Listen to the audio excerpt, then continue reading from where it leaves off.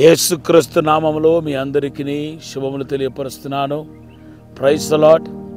మన morning manna అనే ఈ కార్యక్రమం ద్వారా మీలో అనేక మంది దీవించబడుతున్నారని విని దేవునికి కృతజ్ఞతాస్తుతులు చెల్లిస్తున్నాను. దేవుడు మీ జీవితంలో ఏది లోటుగా కనపడుతుందో ఆ లోటుని పూడ్చివేయబోతున్నాడు. అంతేకాదు దేవుని యొక్క మహిమ మీ కుటుంబంలో మీ జీవితంలో చూడబోతున్నారు. కాబట్టి గొప్ప బ్రేక్ను ఆశీర్వాదాన్ని మీరు చూడబోతున్నారు, విడుదలను చూడబోతున్నారు, ఆశీర్వాదాన్ని చూడబోతున్నారు. Thank you lord. మీ బంధకాలు తెగబోతున్నాయి. కాబట్టి దేవుని నిండు హృదయంతో మహిమపరచండి. దేవుని యొక్క ఆశీర్వాదాన్ని పొందండి. ఆదికాండ 28:15 వాగ్దానం చేస్తున్నాడు.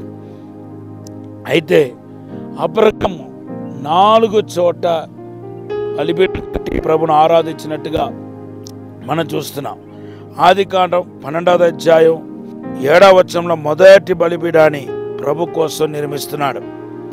2వ బలిపీఠాన్ని ఆదికాండం 12వ అధ్యాయం 8 నుండి 13వ వచనంలో 2వ బలిపీఠాన్ని కడుతున్నాడు.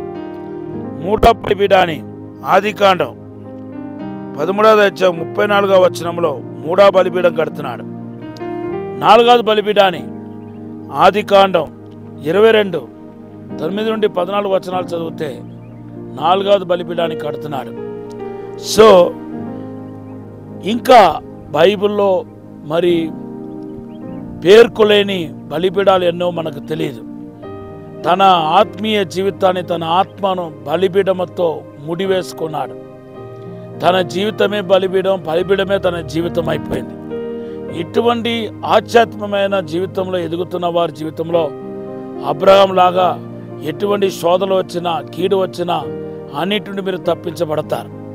మీకు దేవుని యొక్క విడుదల, స్వస్థత, అద్భుతాలు, మహత్కార్యాలు మీ జీవితంలో జరుగుతాయని చెప్పటంలో ఎటువంటి సందేహం లేదు.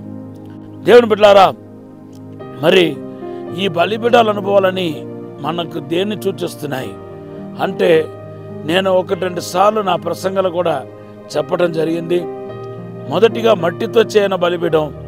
నిర్గమకాండ 20:24లో దేవుడు మోసేతో మాట్లాడుతున్నప్పుడు నాకు మట్టితో బలిపీఠం చేయాలి అంటున్నాడు.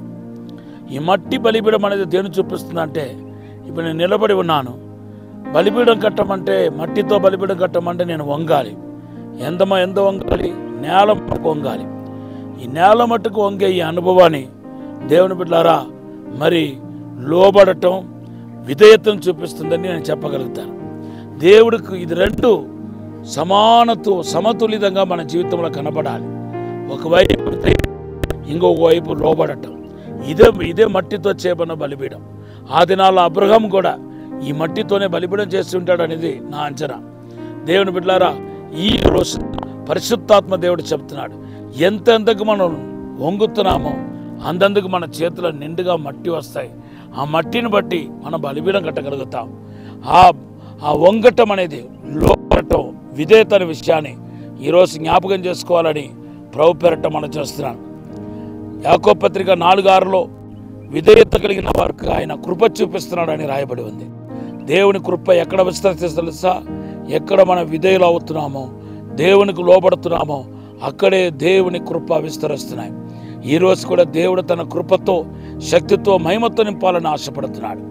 రెండవదిగా మనం చూస్తే రాళ్లతో చేయబడిన బలిపీఠం. నిర్గమకాండ 20:25వ వచనంలో రాళ్లతో చేయబడిన బలిపీఠాన్ని గురించి మాట్లాడుతున్నాడు. ఈ రాళ్లతో చేయబడిన బలిపీఠాన్ని గురించి మాట్లాడుతూ ఆయన ఏమంటాడంటే, మలచిన రాళ్ళతో, దేవుడు ఏమంటాడంటే మలచిన రాళ్ళతో మనం ఏం చేయకూడదంట, ఆ బలిపీఠం తయారు చేయకూడదంట. పనిముట్టు తగిలించి దాన్ని అపవిత్రపరచకూడదు అంటున్నాడు. సో ఈ బలిపీఠం మనకు దేన్ని చూపిస్తుందంటే పరిశుద్ధ జీవితాన్ని చూపిస్తుంది. దేవుని దృష్టిలో నిందారహితమైన జీవితమే మన బలిపీఠం. ఎంతెంతకు మనలో మనం పరిశుద్ధపరచుకుంటామో అంతంతకు మనం దీవించబడతాం. దేవుని బిడ్డలారా, పరిశుద్ధత లేకుండా దేవుని యొక్క మహిమను మనం చూడలేము. మత్తయి సువార్త 5:8లో అదే రాయబడి ఉంది. అంతేకాదు బైబిల్ చెప్తుంది యెహోషువ 3:5లో, ఈరోజు జనులు పరిశుద్ధపరచుకుంటే రేపు నేను అద్భుతం చేస్తానంటున్నాడు. కనుక రేపటి దినమున మీ జీవితంలో బలమైన అద్భుతం జరగాలంటే ఈరోజు ఇప్పుడే మిమ్మల్ని మీరు పరిశుద్ధపరచుకోవాలి, శుద్ధీకరించుకోవాలి. అన్నిటికీ మూలం పరిశుద్ధత. ఈ పరిశుద్ధ జీవితం మీ అందరికీ కలగాలని దేవుని సన్నిధిలో ప్రార్థిస్తున్నాను. మూడవదిగా నిర్గమకాండ 27వ అధ్యాయంలో తుమ్మకర్రతో చేయబడిన బలిపీఠం. ఈ తుమ్మకర్రతో చేయబడిన బలిపీఠం ప్రార్థన జీవితాన్ని, విశ్వాసాన్ని చూపిస్తుంది. దేవుని బిడ్డలారా, ఎందుకంటే దానిలో బంగారు రేకులు పొదిగించాలని రాయబడి ఉంది. ఈ విశ్వాసంతో కూడిన ప్రార్థన మన జీవితానికి గొప్ప ఆశీర్వాదం తీసుకొస్తాయి. ఏది చేయకపోయినా రోజు మాత్రం ప్రార్థన చేయండి, దేవుని సన్నిధిలో గడపండి, వాక్యం చదవండి, ధ్యానించండి. అప్పుడు అబ్రహాములాగా ఒక ఉన్నతమైన ఆశీర్వాదం పొంది దేవుని మహిమపరచగలుగుతారు. ఈ సమయంలో చిన్న ప్రార్థన చేస్తాను. పరిశుద్ధము నమ్మకమైన పరలోక తండ్రి, నీకు వందనాలు, స్తోత్రాలు. మమ్మల్ని క్షమించి, మన్నించి, పరిశుద్ధపరిచి అయ్యా తండ్రి మమ్మల్ని నీతిమంతులుగా నిలబెట్టమని అడుగుతున్నాను. దైవిక మహిమతో నింపమని అడుగుతున్నాను. దైవిక శక్తితో నింపమని అడుగుతున్నాను.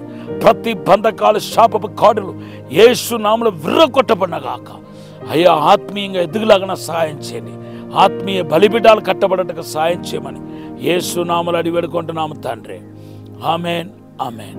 ప్రభు ఈ మాటను దీవించునుగాక. Have a blessed day. God bless you.